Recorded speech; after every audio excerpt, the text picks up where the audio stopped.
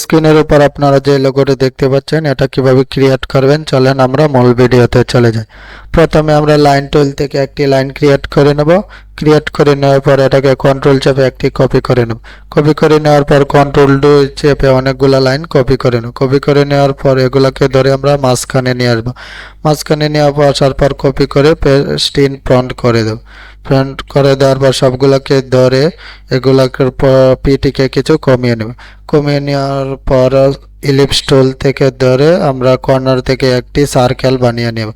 Circle বানিয়ে নেওয়ার পর কপি করে আবার পেস্ট করে এটাকে একটু ছোট করে নেব। এটাকে ধরে আবার কপি পেস্ট করে ছোট করে নেব। কপি পেস্ট করে ছোট করে নেব। আবার কপি পেস্ট করে ছোট করে নেব।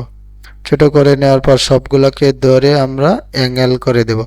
অ্যাঙ্গেল করে দেওয়ার পর শেপ বিল্ডার টুল ধরে ফ্রন্টে ব্যাক কালার দিয়ে সুন্দরভাবে সিলেক্ট করে নেব। সুন্দরভাবে সিলেক্ট করব যাতে বাহিরে চলে না যায় সেদিকে লক্ষ্য রাখব। সুন্দরভাবে যদি এটাকে সিলেক্ট করা হয় তাহলে আমাদের ডিজাইনটা সুন্দর দেখাবে এবং প্রফেশনাল দেখাবে। তাই আমরা জুম করে যে জায়গা পাকা রয়েছে সেগুলোকে সুন্দর করে সিলেক্ট করে নেব। এভাবে সিলেক্ট করতে থাকবো। সব কিছুকে সিলেক্ট করে নেব। সিলেক্ট করে নেওয়া প্রায় এখন আমাদের শেষ। এখন বাহিরের যে লাইনগুলো রয়েছে সেগুলোকে ডিলিট করার জন্য আমরা ম্যাজিক টুল ব্যবহার করব। ম্যাজিক টুল দিয়ে সিলেক্ট করে ব্যাক স্পেসে আমরা ডিলিট করে নেব।